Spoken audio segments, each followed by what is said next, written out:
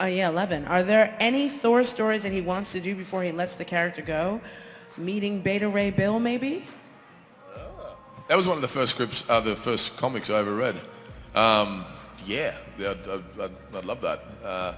I just hope they, keep letting me have another crack at it. I have had so much fun with it, and it doesn't feel at all.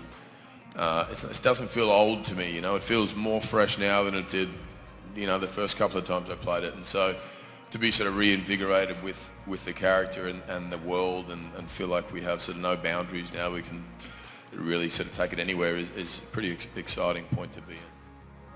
So one of your next movies, obviously, is the next Thor. In the comic book world, she suffered from breast cancer. Will she be doing the same in the movie? We're not sure if we're gonna do a complete lift of that whole storyline. These things, they change all the way up into each. Actually, they change through the shoot and even when we're editing. Sometimes in the edit, we're like, let's get rid of that storyline where she's got a breast cancer. We'll change it to something else, or maybe she's fine. So everything will change. I think that's a really powerful part of the books. I think it's really cool that that she's fighting this thing, and she's like these two battles going on. So personally, I really love that storyline. But whether it ends up in the film is yet to be seen.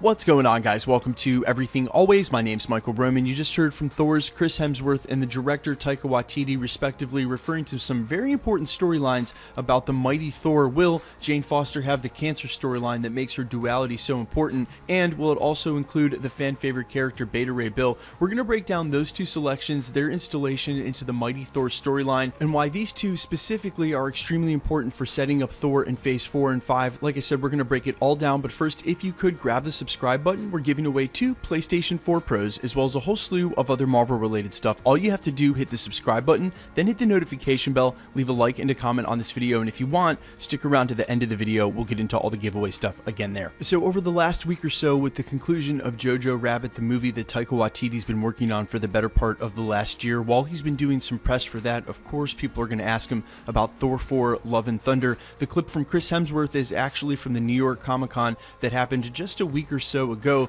Either way, they're starting to open up about details, and in another interview even more recent than the one we showed from Variety, Taika Waititi just confirmed a ton of characters coming back, including his very own Korg. But if you know that about Taika Waititi, he always casts himself and acts in his own films. Either way, this cancer storyline they're referring to with Jane Foster is actually very sad. She has breast cancer and they're in the midst of treating it. However, every time she wields Mjolnir and turns into Lady Thor, she loses the treatment. She's impervious to the cancer, but then when she turns back into a human, she's undone all of the cancer treatment that she's had, and the cancer comes back with vigor. And this is the precise duality that Taika Waititi referred to in the end of that interview when he said he loves the storyline where she's fighting these two battles. On one hand, she becomes a superhero with almost unlimited strength, able to wield Mjolnir and basically become Thor, but then as soon as she turns back into Jane Foster, she has to fight cancer like a normal human. Now, before I go ahead and spoil the end of this storyline, as the mighty Thor is heavily influencing Thor's Love and Thunder, although he said the exact storyline may not be lifted, he does love this part of the story, so I'll give you a chance to go ahead and back out now if you don't want a spoiler.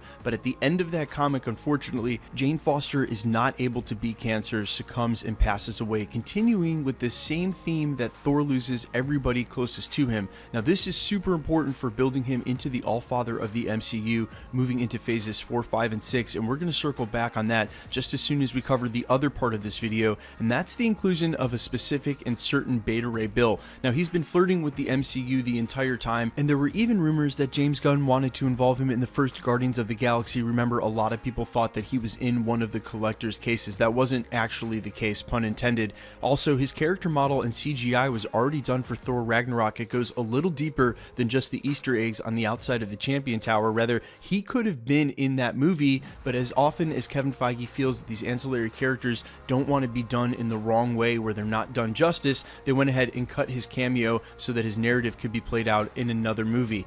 this is that said movie. And considering how prominently Beta Ray Bill plays a role in the Mighty Thor storyline that Taika Waititi just said they don't know if they're directly lifting, there's no way they're going to do this without him. Now, I know it might get a little confusing. Lady Foster's probably going to be wielding a form of Mjolnir that I guess doesn't exist unless they get it from back in time. Remember, at the end of Avengers Endgame, when Cap's returning the stones, he also returns Mjolnir. Then you'll also have Beta Ray Bill coming out of left field to wield his own version of Mjolnir that should be Stormbreaker, but they've already used that name for Thor's new axe. Maybe that's the weapon that he'll end up receiving. Again, spoilers aside, we'll leave most of that storyline alone, but this goes in theme with the through line that they've already built for Thor this entire time in the MCU. As he moves closer and closer to the Allfather, taking the role that Odin had in the MCU, he's slowly losing everything, and this is an exact one-to-one analog for how his powers work in the comics. As he sacrifices more of himself, as he loses more, Thor becomes more powerful, and you can take it just on face value, again, another pun intended, when he loses an eye in the MCU, that's directly leading into him being able to harness all of this lightning power. In the comics, he actually gouges both of his eyes out. Yeah, that's how he becomes Rune King Thor. It's pretty nuts. Either way, it doesn't take a Sherlock to see how easily they've been building this very same storyline in the MCU, first with the loss of his mother, then the loss of his brother twice, the loss of his father, now the loss perhaps of the love of his life in Jane Foster, as he slowly loses everything that means anything to him. Heck, he's not even the king of Asgard anymore, the one thing that he wanted most when we first meet him in Thor 1. Rather, he willingly passed that throne on to Valkyrie. He's shedding everything that means anything of real significance to him, moving him further along the power line each time. Like I said, in the comics, he gouged both of his eyes out, but in the MCU, undoubtedly, the loss of one specific eye led right into those powers. Now, as soon as he starts to lose Jane Foster and the rest of this, he's given up his kingship, he's going to lose his entire family, he may even pass Stormbreaker, the weapon he has now, on to Beta Ray Bill, as it happened in the comics. Well, it's not going to be a hammer. This time it'll be more of an axe. Either way, this will push him further and further along the line into the MCU Allfather, so that when you have a threat of galactic proportions, yes, of course, pun intended for the third time, when Galactus finally rears his head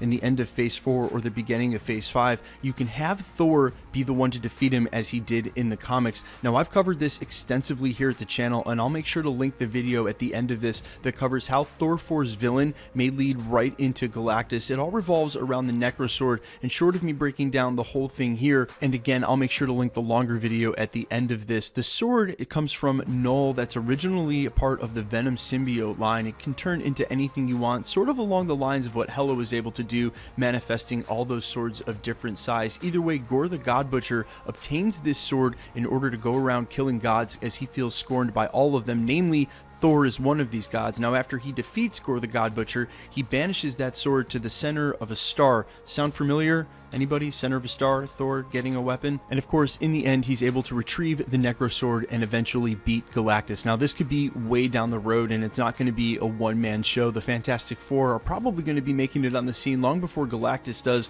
Once they're entangled with the Silver Surfer, there's going to be a lot of forces together. Captain Marvel, perhaps Adam Warlock, facing off against this galactic threat. However, the Necrosword is what's needed to defeat him in the end, most recently in the comics, and that's wielded by none other than Thor, who could be perhaps pushed into the Allfather, and if isn't already one of the most powerful characters in the MCU, will soon become that with the loss of everything in his personal life. Guys, let me know what you think about all of this in the comments. First of all, Chris Hemsworth saying he'd love to see Beta Ray Bill, and that was one of the first comics that he ever read. Also, how exciting is it that Chris Hemsworth is definitely wanting to stick around, that to him, the role feels more fresh than he said the first couple of times he played it. Man, does it have anything to do with the dialogue? Probably. And now that he's part of the MCU going forward into the next couple of phases, he said he hopes that they'll let him stick around and keep taking shots at it, which means he's definitely coming back as many times as they want him to. But of course, I've said that about a lot of actors. How could you not want to still be a part of the MCU? It's one of the biggest, if not the absolute biggest movie franchise of all time. And now with Cap and Iron Man seemingly moved on for good, Thor is one of the biggest characters left. Guys, let me know what you think in the comments again. again about all of this. Beta Ray Bill,